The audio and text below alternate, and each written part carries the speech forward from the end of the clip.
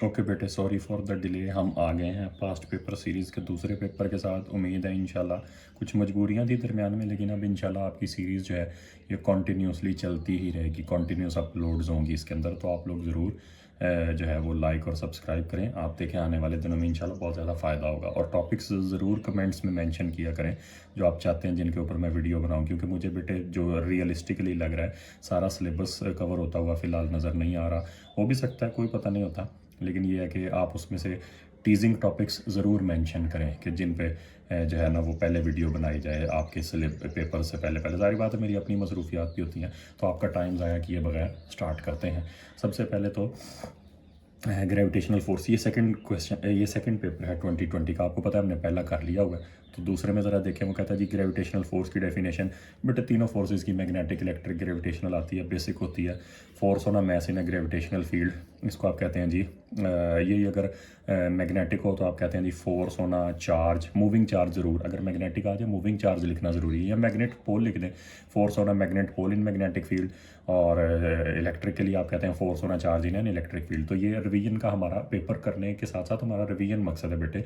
तो एक तो स्पीड में आपको पता है बेसिक क्वेश्चंस के लिए स्पीड ज़्यादा रखता हूँ, और दूसरा ये है कि हम एक्स्ट्रा चीज़ें साथ डिस्कस करते रहते हैं ताकि आपकी एक्चुअली रिवीजन हो। पेपर सॉल्व करना मकसद नहीं है, हमारा मकसद है ज़्यादा रिवीजन करना, ठीक है। तो ये आपके पास आ गया जी ग्रेविटेशनल फोर्स की डेफिनेशन। उसके बाद ये कोई डबल स्टार सिस्टम है, उसको उन्होंने ज़मीन से डिफरेंट एंगल से देखा है। 1 2 3 4 इन सारी डायग्राम्स की ज़रूरत नहीं थी, पता नहीं उनके पास पेज एक्स्ट्रा था तो उन्होंने ये सारी बना दी हैं। ये सिचुएशन मैंने बना दिया जो वो अगले पेज पे बताने लगे हैं, कि वो कहता है जी हम इसको देखते रहे हैं बाइनरी स्टार सिस्टम को। ये ज़मीन है बेटे, अगर ये अर्थ है यहाँ से हम देखते रहे हैं, तो वो कहता है उसकी एंगुलर सेपरेशन, ठीक है। अब ये ना इन क्वेश्चंस के अंदर उसने अप्रॉक्सीमेट किया होता है कि एंगल, अब ये देखें ये एग्जैक्ट सेक्टर तो बन नहीं रहा, S is equal to are theta जो आप लोगों ने पढ़ा हुआ है फॉर्मूला, ठीक है।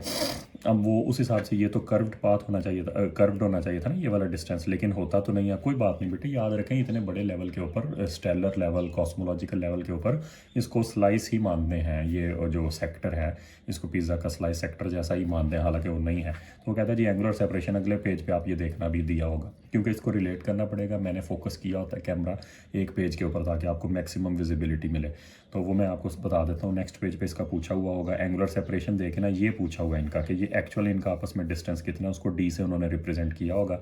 ज़मीन और बाइनरी स्टार सिस्टम का जो डिस्टेंस है वो ये दिया हुआ है, ठीक है। अच्छा, तो ये आपके पास as r u, s is equal to are theta जो आपका फॉर्मूला होता है, ये उसमें एस जो है आर के तौर पे यूज़ होगा। ये वाला जो ज़मीन और बाइनरी स्टार सिस्टम का डिस्टेंस है ये उन्होंने दिया होगा। Angular separation S is equal to are theta लगने बेटे इतना टेक्निकल नहीं था, डायग्राम ने बच्चों को परेशान किया उस वक्त, हमारे बच्चों को, बल्कि ये तो वो वाला है, हाँ ये तो वही नहीं था। मतलब जाहिर बात है बच्चे जब पास्ट पेपर करते हैं ना प्रैक्टिस, तो तब बच्चों को ये क्वेश्चन परेशान करता है। ये तो कोरोना की वजह से कैंसिल हो गया था। अच्छा, अब इसमें ज़रा देखें तो वो मैंने आपको बताया था पहले कि वो कहता है जी ज़मीन से जो है वो एंगुलर सेपरेशन उनकी ये है, और आर हम इसको यूज़ करेंगे। अब ये जो पेपर है ये हमारे भले दोस्त हैं स्टूडेंट रिसोर्स वाले, उन्होंने ये एडिट किया होगा उनकी टीम ने। उन्होंने इस पेपर का काफ़ी बेड़ा गर्क किया है कंप्रेस कर करके ना ये, ठीक है। इस पेपर का वैसे तो वो ठीक ही मतलब करते हैं बेचारे, लेकिन यहाँ पे उन्होंने काफ़ी चीज़ें कंप्रेस करके ना, स्पेसेस ये देखें, स्पेसेस इतनी छोड़ी तो बिल्कुल ही जगह नहीं बची थी, तो आपको वर्किंग पता नहीं कितनी कितनी समझ आ रही है।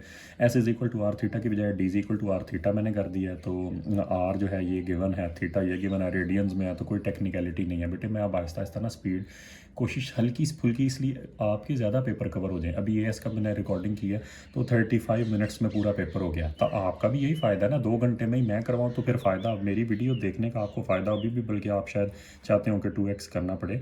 लेकिन ये है ना कि बेटे आप उतनी ही देर में ज़्यादा पेपर्स कर सकें जब आपने वीडियो के थ्रू ही करने हैं, रिवाइज़ करने हैं, देख के करने हैं, तो ज़्यादा पेपर्स हों। स्पीड जो बेसिक चीज़ें होंगी उनको मैं भगाया करूँगा आहिस्ता आहिस्ता आने वाले वक्तों में।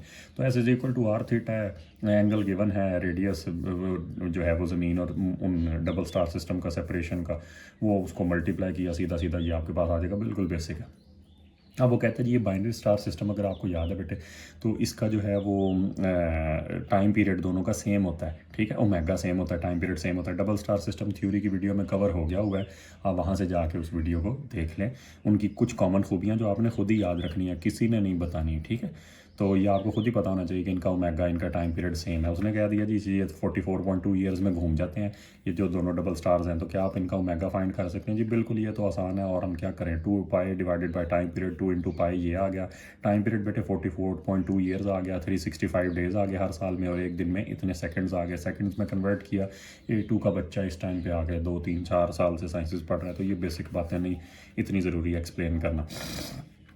अब डबल स्टार सिस्टम के अंदर देखें, उसने हिंट दे तो दिया है कि आप फोर्सेस को कंसिडर करते हुए ये है, लेकिन ये आपने खुद ही याद रखना है, ना भी वो बताएं, वो हिंट ना दें, उनकी मर्जी भाई। तो वो कहता जी प्रूव करें कि mass of star 1 over mass of star 2 is equal to D minus X over X. तो वो कहता साबित करें। अब डबल स्टार सिस्टम की थ्योरी की वीडियो में मैंने एक्सप्लेन किया, फिर भी चलें बता देता हूँ। FC1 is equal to FC2 is equal to FG। याद रखें ये डबल स्टार सिस्टम की मेन जो है वो बैकबोन इक्वेशन है कि डबल स्टार सिस्टम के अंदर सेंट्रीपिटल के 2 फार्मूले हैं। ग्रेविटेशन का तो जारी बात है, हम दुनिया की किसी भी सिचुएशन में एक ही हो सकता है। ग्रेविटेशनल फोर्स का तो फार्मूला एक ही पॉसिबल है, लेकिन डबल स्टार सिस्टम के लिए सेंट्रीपिटल के 2 हैं। Centripetal on star 1 is equal to centripetal on star 2 is equal to gravitational force. Centripetal on star 1 is equal to centripetal on star 2 is equal to gravitation. ठीक है, तो मैंने ये किया है, दोनों के सेंट्रीपिटल इक्वल रखें। अभी आपको समझ आ जाए कि क्यों, बिल्कुल बेसिक डेरिवेशन है। Centripetal on star 1 should be equal to centripetal on star 2। तो इसमें सेंट्रीपिटल क्या होती है, M r omega square, M1 R1 omega square, M2 R2 omega square. मैंने आपको बताया ना, उन्होंने नहीं बताना, आपने खुद ही याद रखना है। डबल स्टार सिस्टम के स्टार्स का ओमेगा सेम होता है। मैंने ओमेगा 1 ओमेगा 2 नहीं किया, M1 R1 है, ओमेगा सेम है दोनों साइडों पे। ओमेगा कैंसिल हो गया, अप्रूव हो गया आपका। मैसेज की रेशो रेडियस के इन्वर्स M1 R1 चीज़ें मल्टीप्लाई होती हैं तो बेटे इन्वर्स रिलेशन होता है ना। तो M1 R1 is equal to M2 R2। वहाँ पे ज़रा देखें तो M1 over M2 is equal to R2 over R1 आ गया। अब R2 क्या था, इसके ऑर्बिट का रेडियस। तो ऑर्बिट का रेडियस होता है हमेशा, ग्रेविटी के चैप्टर में आपको पता है स्टैंडर्ड ऑर्बिट का रेडियस होता है। तो R2 का मतलब है इसके ऑर्बिट का रेडियस, वो टोटल D है, ये X है, तो ये क्या बचेगा D माइनस एक्स। ठीक है, तो R2 की जगह आ गया D माइनस एक्स, और R1 तो सीधा सीधा X है। इसका ऑर्बिटल रेडियस X है, इसका orbital radius D minus x है। तो वो दोनों यहाँ पे पुट कर दिए, तो ये आपका प्रूव हो गया। स्पेस हमारी काफ़ी इस दफ़ा खाली है, हमारे दोस्त जो हैं वो उन्होंने स्टूडेंट रिसोर्स है। अच्छा, ये फार्मूला फिर कैम्ब्रिज वालों ने खुद दे दिया। नेक्स्ट पार्ट में उन्होंने कहा जी ये GM1D square into D minus x, बड़ा कॉम्प्लिकेट करके। और वो कहते हैं जी ये जो रेशो आपने पिछले पार्ट में फाइंड किया, ये हमें कहीं से पता चली है 1.5। तो क्या आप निकाल सकते हैं M1? ठीक है, M1 इस फार्मूला के अंदर अवेलेबल है, लेकिन इसमें एक प्रॉब्लम है अपेरेंटली जो नज़र आ रही है कि D भी अननोन है, X भी अननोन है। हालांकि ऐसा है नहीं, सिर्फ और M भी अपेरेंटली ऐसा लग रहा है। D तो बेटे खैर बिल्कुल अननोन नहीं है। D पीछे ये गिवन था, पार्ट 1 में हमने फाइंड किया था। पीछे फिर भी 2 ही नज़र आ रहे हैं ना अपेरेंटली, कि भाई X भी नहीं पता और M1 भी नहीं पता। ऐसा नहीं है भाई, जब उसने रेशो दे दिया तो यहाँ से आप X निकाल सकते हैं। तो इस रेशो से आप X, क्योंकि आपने D और X की ये जो रेशो बनाई हुई है, यहाँ से X आएगा। देखें ना ज़रा, D माइनस एक्स। बच्चे बच गए हमारे कोरोना की वजह से, नहीं तो ये थोड़ा सा मेरे पॉइंट ऑफ व्यू से टेक्निकल पेपर है। पहले क्वेश्चन से ही बच्चों का ज़रा मूड ख़राब हो जाता मुश्किल क्वेश्चन देख के ना। तो खैर ये रेशो अगर 1.5 है, D minus X over X is equal to 1.5, तो x उधर जाके मल्टीप्लाई हो गया, D माइनस एक्स इज़ 1.5, और ये माइनस एक्स इधर आके प्लस हो जाएगा, तो ये 2.5x होगा। तो वो मैंने 2.5 इधर लाके डिवाइड कर दिया, x स्टेप में खा गया हूँ, और x आपका आ गया D ओवर 2.5, तो x बनेगा 0.4 ऑफ D। ये आप बेटे मेरा नहीं ख्याल इतनी बेसिक मैथ्स में अभी इशू होगा, लेकिन आप ये करके देख लेना साइड पर। अच्छा, नेक्स्ट मैं अभी आज से बल्कि इसी वीडियो के साथ कोशिश किया करूँगा कि स्कैंड कॉपीज़ ना इन पेपर्स की साथ ही अपलोड कर दिया करूँ, ताकि आप रख के ना साथ रख के इसको वीडियो को देख लिया करें। कॉपीज़ आपके पास भी हों, उनकी स्कैंड कॉपीज़, और साथ आप इसको रख के देख लें। ठीक है, अच्छा अब इसमें ज़रा देखें तो ये M फाइंड करना था। इस M के लिए मैंने पहले रीअरेंज कर लिया, आप ये देखें। ठीक है, तो ये आपका आ गया जी M1। यहाँ से कैसे रीअरेंज होगा, D का square into D minus x, omega का स्क्वायर, G सिर्फ मल्टीप्लाई था, इधर आके डिवाइड हो गया। अब ये जो D माइनस एक्स है, हमने कहा है जी X 0.4D है, तो D माइनस 0.4D क्या बचेगा, 0.6D। मैंने कहा एक दफ़ा सिंप्लीफाई कर दूँ फार्मूला को, तो ये 0.6D का क्यूब हो जाएगा। इसी वजह से मैंने ये देखें 0.6 इंटू D का क्यूब कर दिया, साथ ओमेगा हमने इधर फाइंड किया होगा, उसका स्क्वायर आ गया, और G इधर आके डिवाइड हो गया। तो ये बेटे जो भी बनता था, जगह इसमें बड़ी तंग थी इस पेपर में ना, कुछ जगहों पे इसने तंग किया है, तो इस वजह से अब मैंने वो यहाँ पे आंसर नहीं किया। आप कैलकुलेटर पे ये सारे इसको रीअरेंज करके देख लेना, आसान है, इतना मुश्किल नहीं है, आ जाएगा इस तरह से, ठीक है।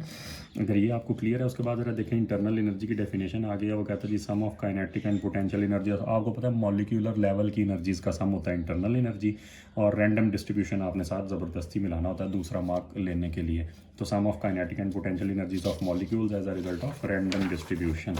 तो ये तो हो गया आपका क्वेश्चन नंबर 2 का पहला पार्ट। अब इसमें ज़रा देखें तो सबसे पहले वो कहता है जी सारी की सारी by reference to the intermolecular forces, उसने आपको गाइड कर दिया है कि इंटरमोलिकुलर फोर्सेस को सामने रखते हुए बताएं कि इंटरनल एनर्जी जो है आइडियल गैस की वो सिर्फ और सिर्फ काइनेटिक ही क्यों होती है। तो आप कहते हैं भाई नो इंटरमोलिकुलर फोर्सेस। ये आपने ना, मैंने शॉर्टकट बेटे पता क्या, मैं इतना टाइम तो नहीं, 2 घंटे का पेपर है वो, अगर मैं बहुत भी तेज़ी से सॉल्व करूँ, बड़ा अच्छा मेरा हाथ तेज़, देखें गंदी गंदी राइटिंग मैंने की है, तो मुझे 1 मिनट तो लग ही जाएंगे। 40 मिनट सॉल्व करने पे लगाऊँ और फिर घंटा डेढ़ वीडियो पे, फिर उसकी एडिटिंग, फिर उसकी अपलोडिंग पे भी बेटे बड़ा टाइम लगता है। तो मैंने ये जो है ना चीज़ें बीच में से खाई हैं, मजबूरी है। ये देखें ना, मैंने इसको प्रॉपर पूरी स्टेटमेंट नहीं लिखी, सीधा लिख दिया कि भाई इंटरमोलिकुलर फोर्सेज होती नहीं है, ठीक है, और उसकी वजह से पोटेंशियल एनर्जी नहीं होती। तो पोटेंशियल एनर्जी नहीं होती तो फिर काइनेटिक ही बच गई। इंटरनल एनर्जी को हमने डिफाइन किया कि ये काइनेटिक और पोटेंशियल का सम है, लेकिन इंटरमोलिकुलर फोर्सेस आइडियल गैस में इंटरमोलिकुलर फोर्सेस ना होने की वजह से पोटेंशियल एनर्जी मौजूद नहीं होती, तो फिर इंटरनल एनर्जी सिर्फ काइनेटिक ही बच जाती है फॉर आइडियल गैस, याद रखना है आपने, ठीक है।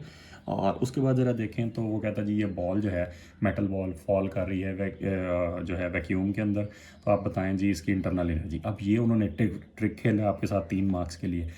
याद रखें बेटे कि जो इंटरनल एनर्जी है मॉलिक्यूलर लेवल की एनर्जी है, ठीक है। तो ये मैक्रोस्कोपिक लेवल पे काम हो रहा है। भाई हमें क्या, नो चेंज, हमने लिख दिया no change to molecular potential energy. भाई होता रहे बड़े दर्जे पे, बड़े लेवल के ऊपर चेंज होता रहे, हमें क्या, हम तो मॉलिक्यूलर लेवल की बात करेंगे। इंटरनल एनर्जी मॉलिक्यूलर लेवल की होती है।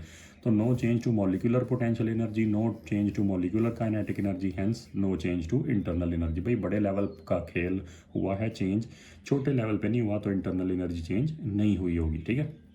अब ये किसी गाड़ी का इंजन पिस्टन उसने बना के दिया, सबसे इंपॉर्टेंट पार्ट जो होता है सिलेंडर उसका, इंजन का पिस्टन सिलेंडर, तो ये ऊपर नीचे मूव करता था। वो कहता जी ये 9.8 सेंटीमीटर ऊपर नीचे होता था टोटल डिस्टेंस। तो ये एक्सट्रीम पोजीशंस का डिस्टेंस है बेटे, ये आपने ध्यान से देखना है। ये ऊपर वाली एक्सट्रीम पोजीशन है, ये नीचे वाली एक्सट्रीम पोजीशन है, इसलिए आप ये देखें मैंने लिख दिया ये 2 एम्पलीट्यूड्स हैं, क्योंकि मेन पोजीशन तो यहाँ कहीं दरमियान में होगी, ऊपर भी जाता है नीचे भी आता है, ये मेन पोजीशन होगी।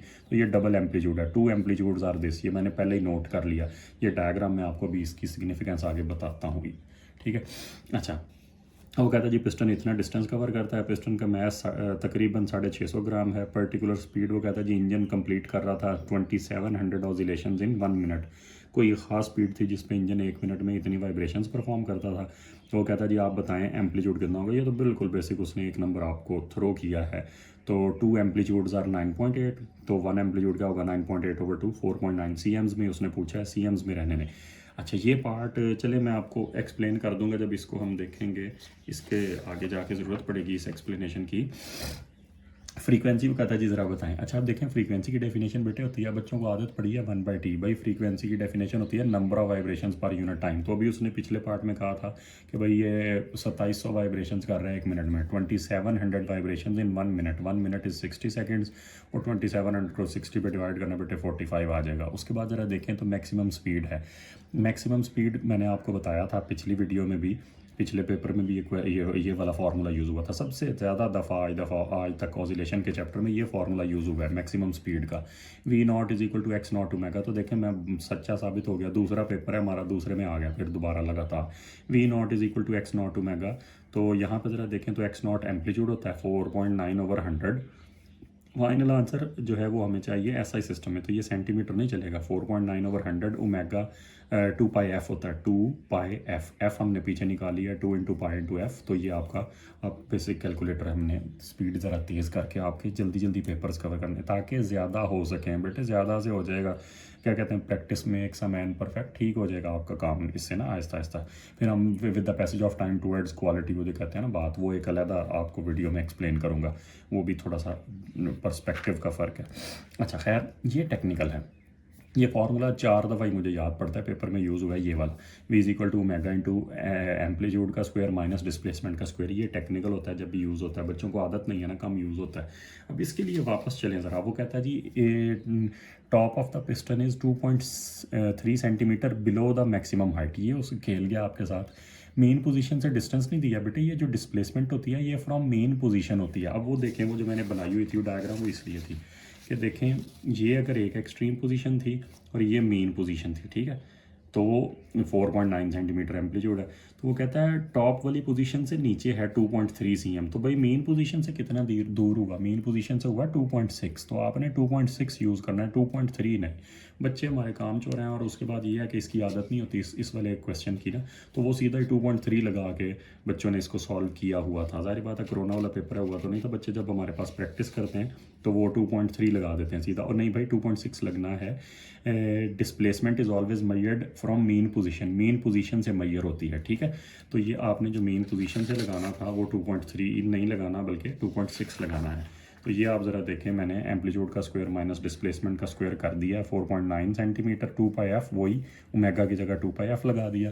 और उसके बाद जो है वो 4.9 का स्क्वायर 4.9/100, सारी बात है वो मीटर्स में दिया हुआ है, हमने उसको सेंटीमीटर्स में कन्वर्ट करना था।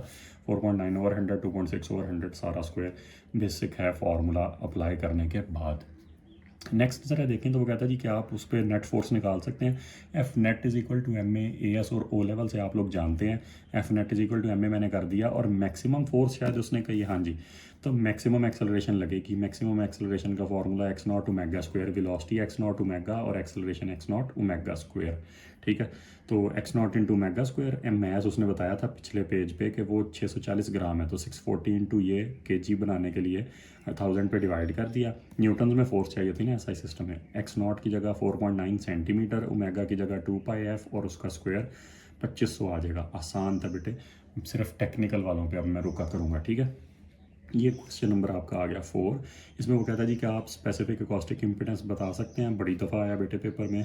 जेड से रिप्रेजेंट करते हैं, रॉ सी मैंने लिख दिया, डेंसिटी इनटू सी। ये एक प्रॉब्लम है, सी से बच्चे समझते हैं ये जो है वो लाइट है, और भाई अल्ट्रासाउंड का टॉपिक है, तो ज़ाहिर बात है ये फिर साउंड की बात हो रही है, तो सी उन्होंने कर भी दिया, स्पीड ऑफ साउंड है, मैंने लिख दिया नीचे कि इसको वर्ड्स में ही आप डिफाइन किया करें, the product of density of a medium and speed of sound in that medium, ठीक है। तो इन दोनों को अगर आप मल्टीप्लाई करेंगे तो एकॉस्टिक इम्पिडेंस आ जाएगी। नेक्स्ट तरह देखें तो उन्होंने खुद ही बता दिया कि जब अल्ट्रासाउंड रेज जो हैं वो जाके इंसिडेंट होती हैं तो कितनी वापस आएंगी, वो स्पेसिफिक एकॉस्टिक इम्पिडेंस पे डिपेंड करती हैं। दोनों वापस कितनी आएंगी, आगे कितनी जाएंगी, दोनों जेड पे डिपेंड करती हैं। अच्छा जी, वो कहता है जी ये reflected intensity over incident intensity है।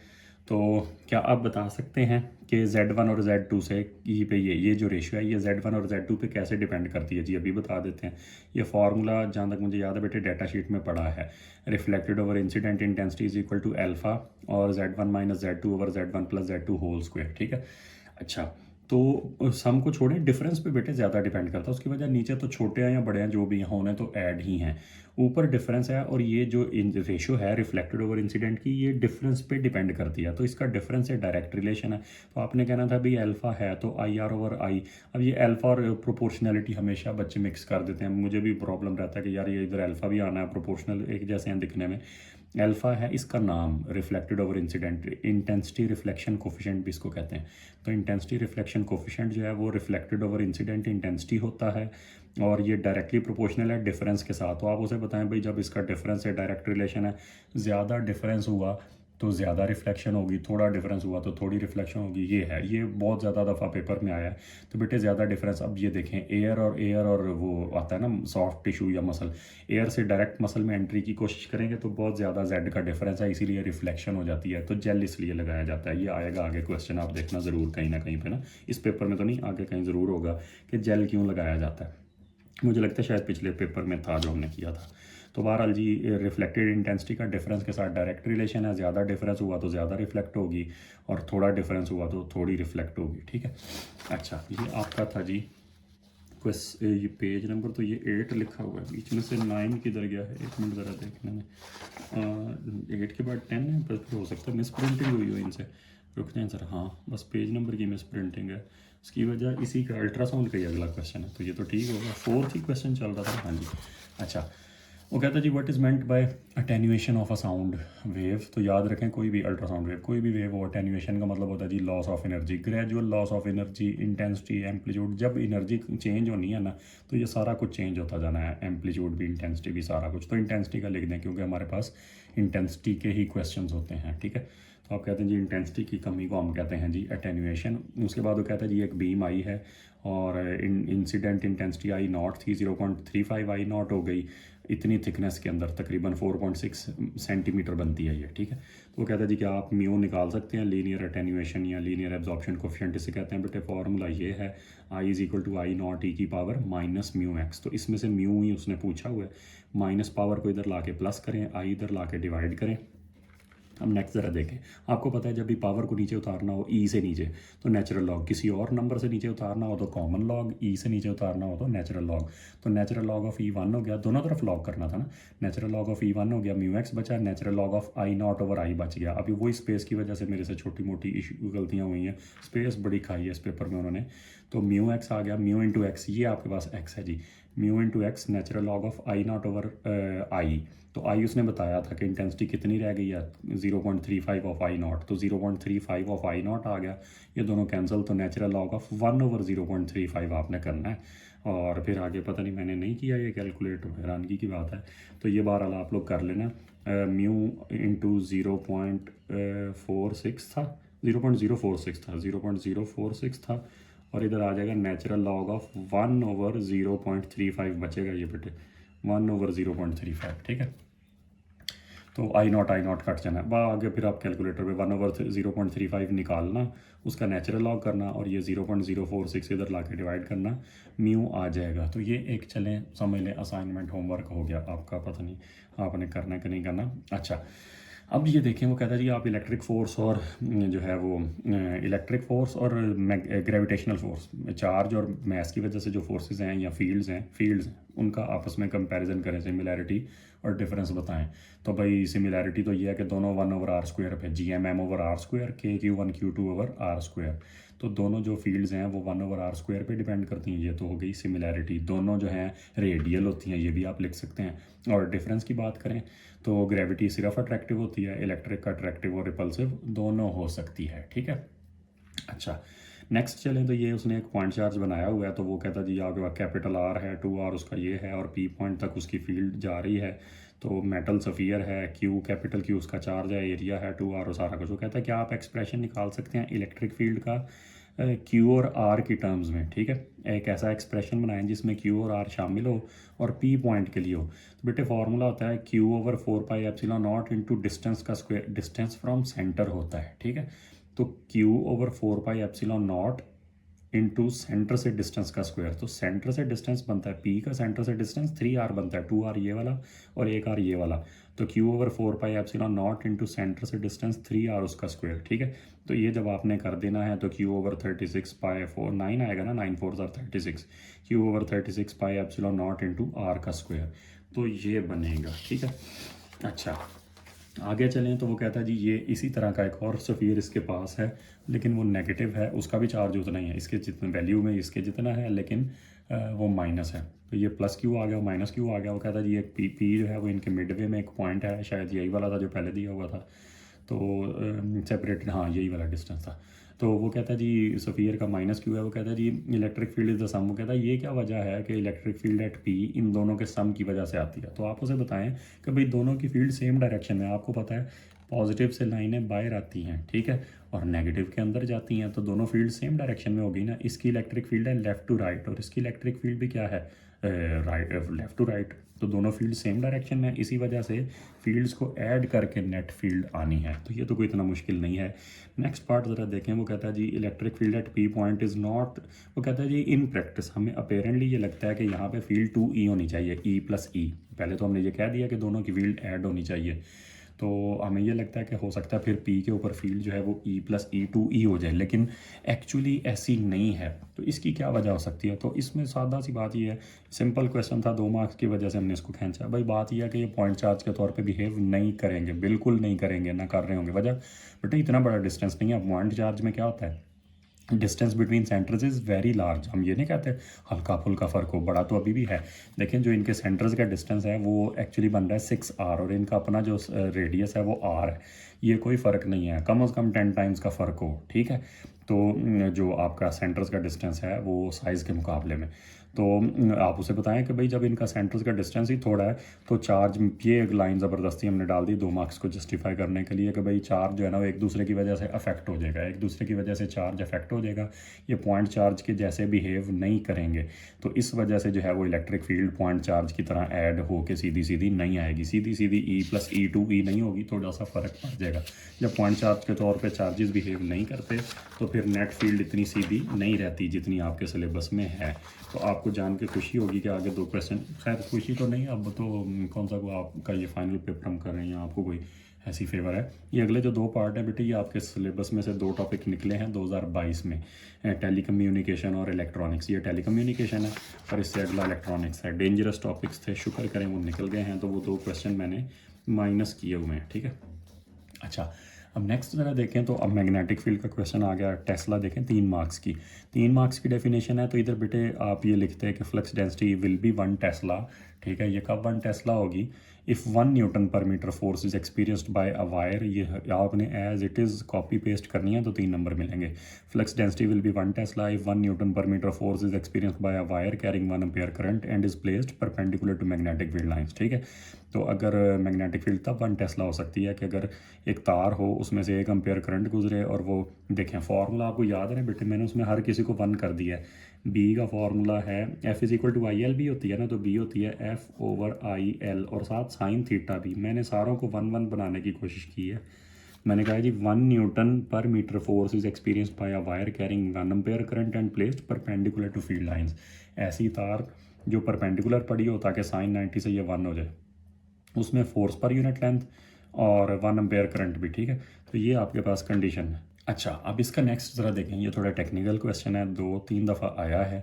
ऐसे वेज के ऊपर ना मैग्नेटिक फोर्स का मोमेंट और वेट का मोमेंट बैलेंस करते हैं। छोटा सा ना जंपर, हम इसको फिजिक्स में कहा करते हैं, छोटा सा ये जंपर बनाते हैं कागज़ का बना हुआ ना, तो वो रख के वो मैग्नेटिक फोर्स की वजह से मोमेंट और वेट की वजह से मोमेंट दोनों को बैलेंस किया करते हैं कैम्ब्रिज वाले। तो ये आपके पास आ गया और सिमिलर 2-3 दफ़ा आया।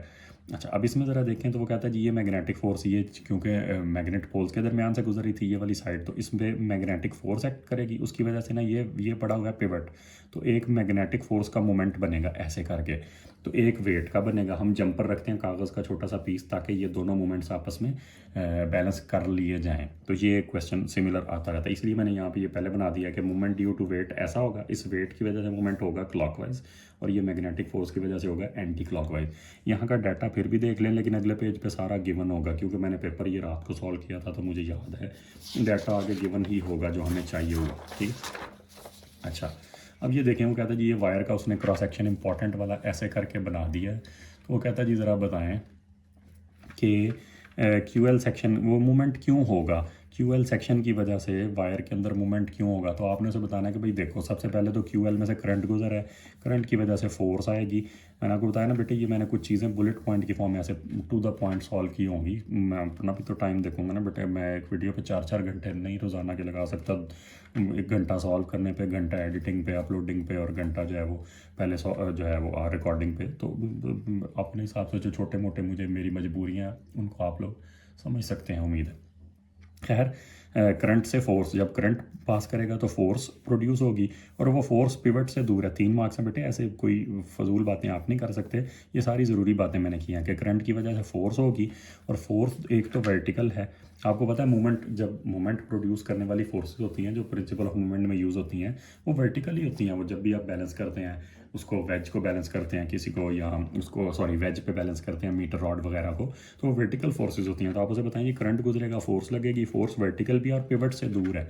अब ये देखें, ये आपको ऑलरेडी पता है ओ लेवल से ही कि जिन फोर्सेज ने वेज के अक्रॉस बैलेंस करना होता है वो एक तो पिवट से दूर होनी चाहिए और दूसरा वर्टिकल होनी चाहिए। तो एक तो करंट की वजह से फोर्स होगी, दूसरा वो वर्टिकल होगी, तीसरा वो पिवट से दूर होगी। तो ठीक है, कंडीशंस पूरी होगी, बन गया जी मोमेंट, ठीक है। अच्छा, नेक्स्ट ज़रा देखें तो वो कहता है जी QL और PQ, ये पी क्यू और ये जो एम एल है इनकी एल एम है, इनकी वजह से कोई फोर्स नहीं होगी। तो आप उसे बताएं भी, सबसे पहली बात तो इनकी फोर्सेज होंगी हॉरिजॉन्टल, इधर को या इधर को। मैंने करंट की डायरेक्शन ही देखी, मुझे नहीं पता क्लॉकवाइज एंटी क्लॉकवाइज जो भी है, जो भी कर लें, मतलब इसका एरो आउटवर्ड, इसका इधर को, या दोनों के इनवर्ड, इस तरह से करके एरोज़ को तो बाद में छोड़े, होंगी हॉरिजॉन्टली। जो मर्जी हालात पैदा हो जाएं, इन साइडों की फोर्सेज होंगी हॉरिजॉन्टल। अगर वो फोर्सेज हॉरिजॉन्टल होंगी तो एक तो वो हॉरिजॉन्टल हैं, पहली बात वो मोमेंट प्रोड्यूस ही नहीं कर सकती, दूसरा वो एक दूसरे के इक्वल और अपोजिट होगी। देखें ना, लेंथ्स दोनों साइडों की इक्वल है और करंट अपोजिट डायरेक्शन में है, तो फोर्सेज की डायरेक्शन भी अपोजिट होगी, तो भाई उन्होंने कोई नहीं मोमेंट प्रोड्यूस कर सकना। ठीक है। अच्छा, अब वो कहता है जी ये जो आपके पास क्यू एल सेक्शन है ये वाला, इसकी लेंथ उसने दे दी है, आई एल बी में यूज़ होगी ना, ये लेंथ उसने दे दी। और वो कहता है जी पिवट से डिस्टेंस क्यू एल साइड का 5.6 है, परपेंडिकुलर डिस्टेंस उसने दिया है। और उसके बाद वो कहता है जी ये जो हमने वेट रखा हुआ था, करंट वायर में से इतना गुजरा है, और वो जो वेट रखा था उसका मैस 1.3 10⁻⁴ है, और वेट का ये डिस्टेंस है। देखें ना, दोनों मैंने आपको पहले ही बताया था मोमेंट बैलेंस करवाता है, तो आ गया मोमेंट्स की तरफ। तो वो कहता है जी ये जो वेट का मोमेंट है, इसके नीचे मैंने बेटे छोटा सा डब्ल्यू लिखा, आप लोग करके देख लेना जूम, ये शायद वैसे ही नज़र आ रहा हो, डी डब्ल्यू, क्योंकि दो डी हैं, एक डी है इस फोर्स का, इस वाली वायर का, एक मोमेंट आर्म इसका चाहिए मोमेंट फाइंड करने के लिए, एक इसका डिस्टेंस चाहिए पिवट से, और एक वेट का चाहिए। इसको मैंने डी डब्ल्यू लिख दिया कि ये वेट का जो है वो मोमेंट प्रोड्यूस करने के लिए जो डिस्टेंस है ये वो वाला है। ठीक है। अच्छा, इसमें ज़रा देखें तो ये आपके पास उसने मांग लिया जी वेट की वजह से मोमेंट, तो मोमेंट क्या होता है, फोर्स इंटू डिस्टेंस, फोर्स की जगह पे मैंने वेट कर दिया, weight into distance, distance from the pivot, तो वेट की जगह ये मैस लगाया, और जी साथ 9.81 mass into distance, sorry mass into gravity into distance from the pivot. ये बेसिक है A2 के बच्चे के लिए। सिचुएशन टेक्निकल थी, लेकिन अगर आप सिचुएशन समझें तो बेटे कैलकुलेशन को इतना मसला नहीं है। ये वेट की वजह से आ गया, जो एंटी क्लॉकवाइज मूवमेंट नहीं बन रहा, अब आगे वो करवाएगा। अब वो कहता है जी मैग्नेटिक फील्ड फाइंड करें, तो मैंने तो आपको पहले जो डायग्राम बताई थी सबसे पहले वाले, ये वाले पेज पे, इस पेज पे, तो मैंने तो आपको पहले ही बताया था कि हम करते क्या इस तरह के क्वेश्चंस में कि moment due to magnetic force is balanced by moment due to weight, weight का मोमेंट और मैग्नेटिक फोर्स का मोमेंट दोनों को बैलेंस किया करते हैं। तो वही उसने किया है। उसने कहा जी अब बी निकालें मैग्नेटिक फील्ड, तो भाई हमने पिछले पार्ट में मैंने लिख दिया कि moment due to magnetic force क्या थी, I L B into distance. तो मैग्नेटिक फोर्स की वजह से जो मोमेंट है, और वेट का answer from the last part वो क्या था, moment due to weight, weight का मोमेंट और मैग्नेटिक फोर्स का मोमेंट मैंने इक्वेट कर दिए हैं। यहाँ से बी आ जाएगी, आई एल बी, ये सब गिवन था बेटे पिछले पार्ट में। करंट भी गिवन है, length of the wire between जो है वो मैग्नेट्स वो भी गिवन है, डिस्टेंस फ्रॉम द पिवट भी गिवन है, सारा कुछ ये मैंने वहीं से पिछले पेज से उठाया।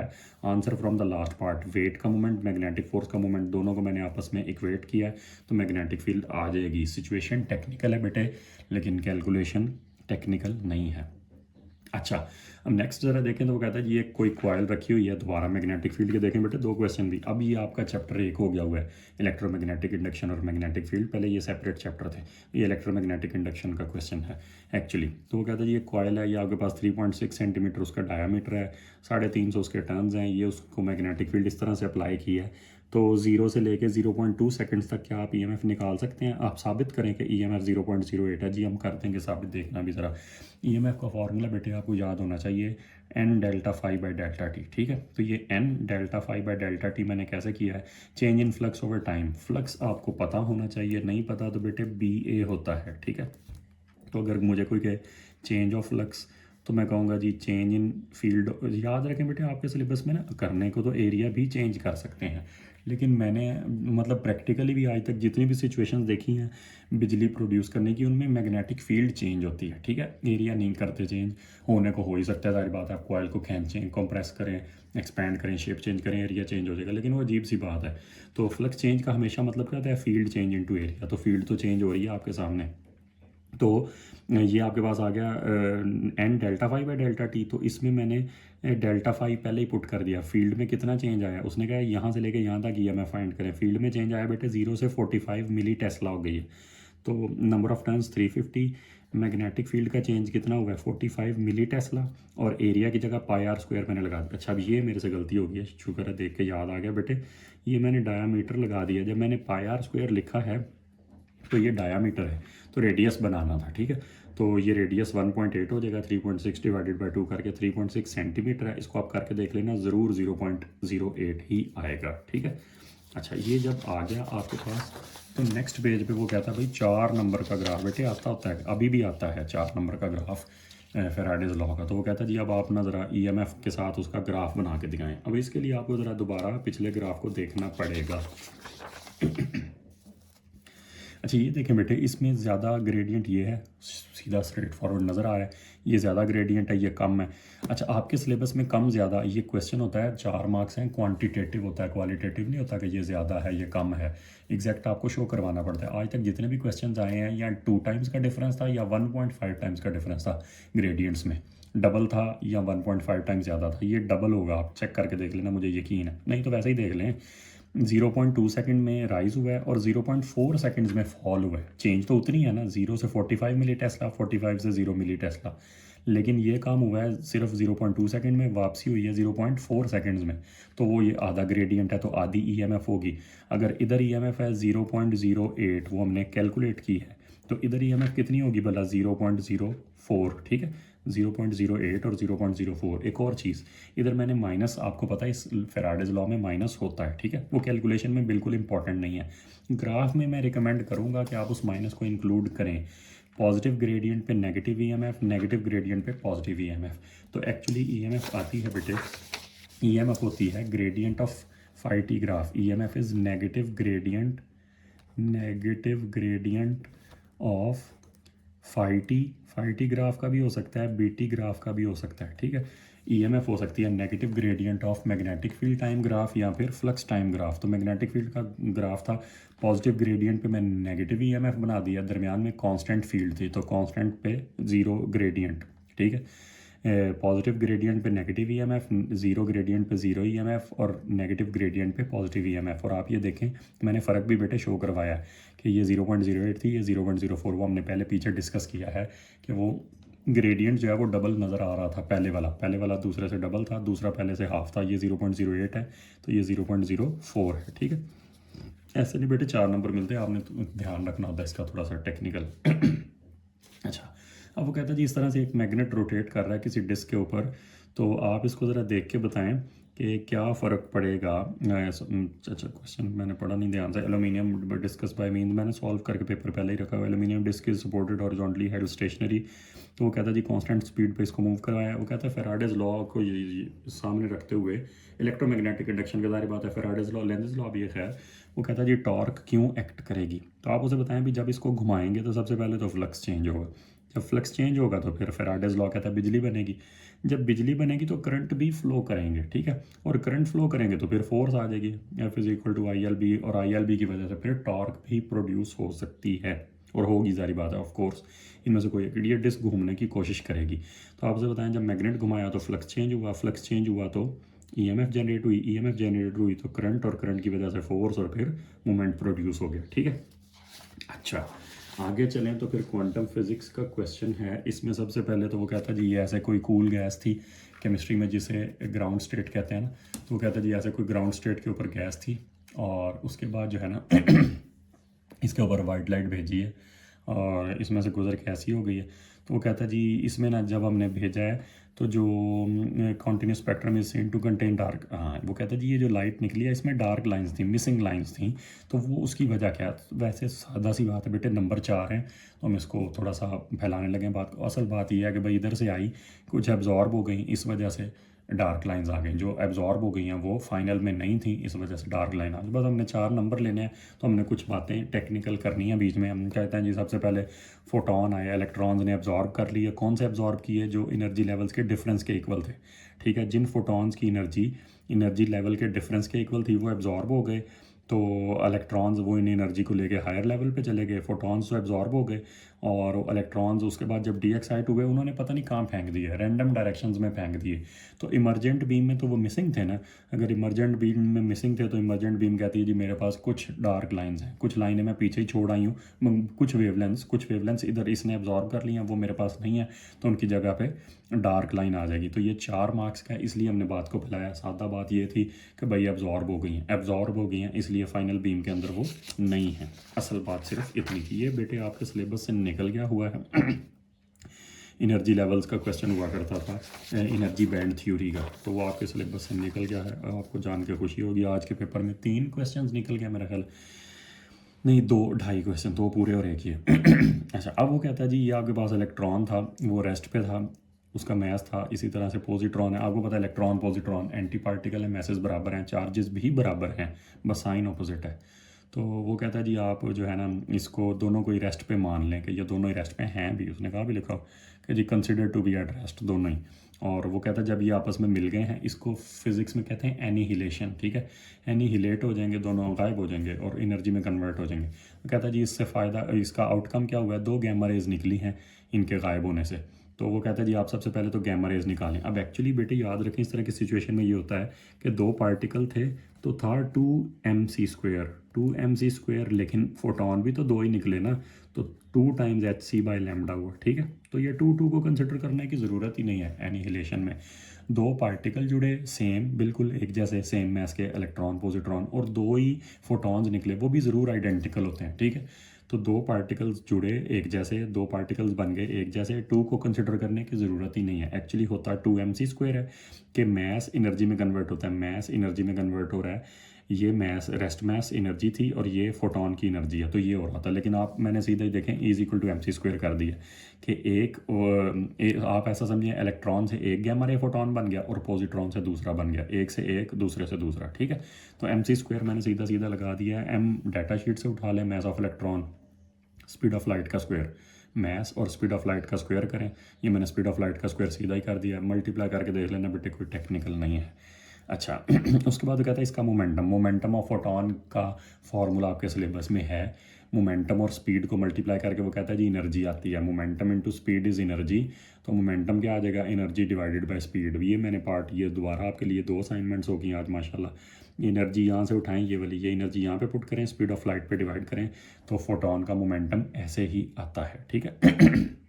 अच्छा, उसके बाद वो कहता है जी आप ना जो है इन दोनों की डायरेक्शन एक्सप्लेन कर सकते हैं एक दूसरे के रिलेटिव। बेटे याद रखें इनिशियल दोनों पार्टिकल्स रेस्ट पे थे, इलेक्ट्रॉन पॉजिट्रॉन रेस्ट पे थे, तो इनिशियल मोमेंटम था 0, फाइनल मोमेंटम भी क्या रहना चाहिए, 0। By law of conservation of momentum initial momentum 0 है तो फाइनल भी 0 रहना चाहिए। कैसे पॉसिबल है कि दोनों जो फोटोन निकले वो अपोजिट डायरेक्शन में चले जाएँ, तो यही मैंने बताया, मोमेंटम कंजर्व रखना चाहिए और मोमेंटम कंजर्व रखने के लिए दोनों पार्टिकल अपोजिट डायरेक्शन में जाएंगे, ठीक है।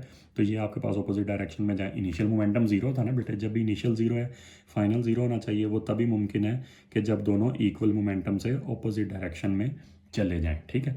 उसके बाद लास्ट क्वेश्चन है, तो बेटे ये देखें, वो कहता है जी ये रैंडम और स्पॉन्टेनियस, तो बेटे 3 साल लगातार आता है, ओ लेवल में भी आता है, एएस में भी आता है, अब ये A2 में भी आ गया। कहता है जी बताएं रैंडम का मतलब बताएं, स्पॉन्टेनियस आपको पता है जी सारे न्यूक्लिया, इसको 2 तरह से डिफाइन कर सकते हैं, या तो आप कहें सारे न्यूक्लिया के टूटने के बराबर चांसेस हैं, या आप ये कहें कि भाई डिके को प्रिडिक्ट नहीं किया जा सकता, दोनों डेफिनेशंस ठीक हैं। उसके बाद ज़रा देखें स्पॉन्टेनियस बेचारे की तो एक ही डेफिनेशन है कि आप कहते हैं भाई हम ना रेडियो एक्टिविटी को एक्सटर्नली अफेक्ट नहीं कर सकते, रेट ऑफ रेडियो एक्टिविटी को इंक्रीज़ या डिक्रीज़ नहीं कर सकते, मैनिपुलेट नहीं कर सकते, ये स्पॉन्टेनियस नेचर है उसकी, ठीक है। अच्छा, अगर ये हो गया तो उसके बाद ज़रा देखें, वो कहता है जी कोई रेडियो एक्टिव सैम्पल था एक्स मटीरियल का, उसकी हाफ लाइफ थी 1.4 आवर्स, और उसका वो कहता है जी एक्टिविटी, इनिशियल एक्टिविटी उसकी 3.6 थी 10⁵, और वो कहता है 2 घंटे के बाद बताएं कितनी एक्टिविटी रह गई होगी। बेटे ये फॉर्मूला उम्मीद है आपको पता ही होगा, A=A0 e⁻⁻λt। A0 initial activity होती है, e⁻⁻λ, लैम्डा में नहीं पता, ये फार्मूला देखें, लैम्डा और हाफ लाइफ मल्टीप्लाई होकर 0.693 होते हैं, product of lambda and half life is 0.693, इसकी डेरिवेशन भी आपके सिलेबस में, लैम्डा और हाफ लाइफ मल्टीप्लाई होकर 0.693 होते हैं, तो लैम्डा क्या आ जाएगा 0.693 ओवर हाफ लाइफ, तो मैंने लैम्डा की जगह पे लिख दिया 0.693 ओवर हाफ लाइफ, और टाइम कितना है 2 घंटे, लैम्डा टी था, लैम्डा की जगह 0.693 ओवर हाफ लाइफ और टाइम 2 घंटे लगाया। बट देखें कोई ज़रूरत नहीं है सेकंड्स में कन्वर्ट करने की, ये भी आवर्स में है, ये भी आवर्स में है, ये भी आवर्स में, ये भी, तो ये कैंसिल हो जाने आपस में, तो इनको आपस में मैंने कैंसिल होने दिया और A0 इंटू e⁻⁻λt किया, तो ये आपके सामने, आपको पता है शिफ्ट LN करेंगे तो E बना हुआ आ जाएगा, E की पावर्स में ये डाल देना ब्रैकेट्स ओपन करके माइनस के साथ, तो ये ठीक हो जाएगा सॉल्व। उसके बाद ज़रा देखें, तो कहता है जी इनिशियल एक्टिविटी सैंपल की 3.6 थी, वो कहता है जी हमसे तो ये ग्राफ बना है, आप अपने डाटा से अपना ग्राफ बनाएं। हमारे पास क्या डाटा है, हमें ये पता है कि 2 घंटे के बाद ये एक्टिविटी है और हाफ़ लाइफ के बाद आधी रह जानी चाहिए।